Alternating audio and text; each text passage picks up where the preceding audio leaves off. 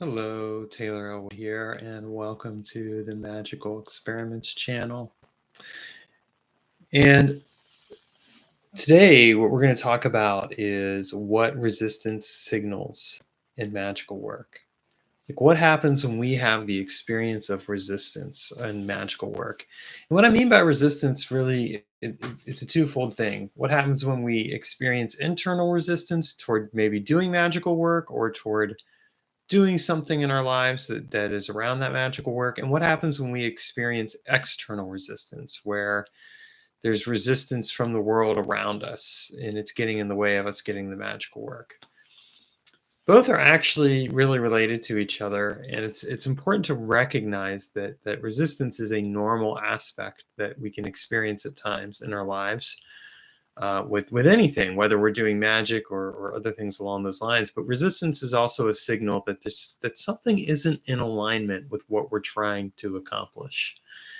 And it's also an indicator that maybe what we need to do is we either need to rethink our process or we need to let go of trying to control the situation and open ourselves up to the experience. So one of the most important things that I've discovered in my own magical work is the fact that when I get hung up on trying to get a result to occur, when I get fixated on a specific result, it creates resistance. Resistance is that feeling where things aren't going the way you want them to go. You try to get them to go a certain way. You want them to manifest, but they don't manifest the way you want, and instead you encounter resistance. And I'll give you a recent example. I did a sigil magic working, where I was trying to get to a specific outcome. I wanted a circumstance in my life to change. And what I found was that no matter what I did around it, there was resistance there. Yet, ironically enough, what I found is that resistance actually was very liberating, because it pulled everything out into the open for me to really see the situation for what it was. And it allowed me to make some changes within myself where I could experience and accept, okay, this is the resistance I'm encountering. And instead of fighting against it, I'm going to go with the flow. I'm going to stop trying to get to this outcome and just let it go.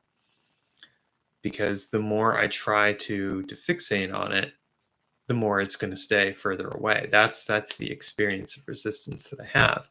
And I've had this occur a number of times where I've done a magical working. And I don't think it's talked about a lot, but I think it's important to talk about it. Like I in November in 2017, for example, I did a ton of magical work around trying to get my business to be more successful than it was. And it was fighting an uphill battle. I was fighting an uphill battle the entire way, and I did more and more magic. And what I didn't realize is that the more magic I did, the more I was actually feeding into the resistance and making it stronger and stronger and stronger. And finally, the result that manifested was that I lost my business, and I had to go back to work at a day job. Now, how many magicians are going to tell you that, right? Most magicians won't tell you like their failures, but that was the failure. And a huge part of that failure was that I was so fixated on trying to make my business successful that instead of taking the time to really work it and allow it to occur in a way that was normal and empowering, I ended up smacking into a wall again and again and again and again and again, because I wasn't paying attention to resistance. When we don't pay attention to resistance, when we continue to like try and fight against it and break through it, really what we're doing is we're wasting our energy and our time and our effort, and we're dissipating the effectiveness of all of our efforts, mundane or magical, because we're continually trying to make something happen instead of allowing it to happen. And that is one of the worst experiences that you can do to yourself. Because when you do something like that to yourself, you are keeping yourself from the realizations, from the manifestation. Because you're so busy trying to make it happen that you're not actually allowing it to happen. One of the most important things about magical work is allowing something to happen. The most recent example with the sigil work is I did the sigil work, and I got fixated on things around it, and things weren't happening the way I wanted. And I finally came to a realization I just needed to let it go. I just need to stop trying to make it happen. Like, it's not going to happen right now like this.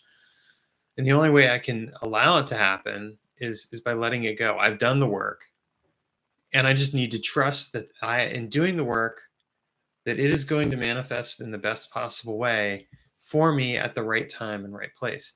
Some people might say, well, Taylor, that seems like it's like you're just letting go of control. And in a very real sense, you are. I have learned that my most successful magic is you do the work, you do whatever actions you can do, and then you let go of control and you go about your life, and then things align, and boom, presto, you get results. I mean, I have gotten some very successful results in my life, but every time I've gotten those results, it's because I learned to let go of the situation. I did what I needed to do, and I let go, and I trusted it.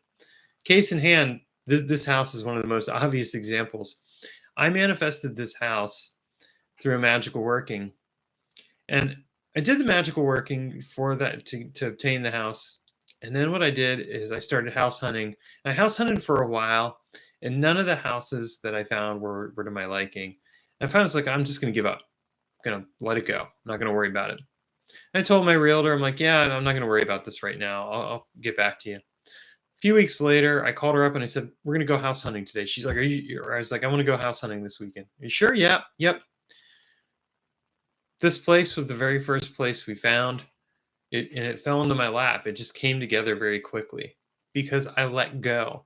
Instead of continuing to try and make something happen, I let go, and I allowed my intuition and everything else to kind of come together. So because what I was realizing is that the more resistance I was experiencing around this thing happening of finding what I was looking for, the more I was actually keeping myself away from the situation that I wanted to manifest.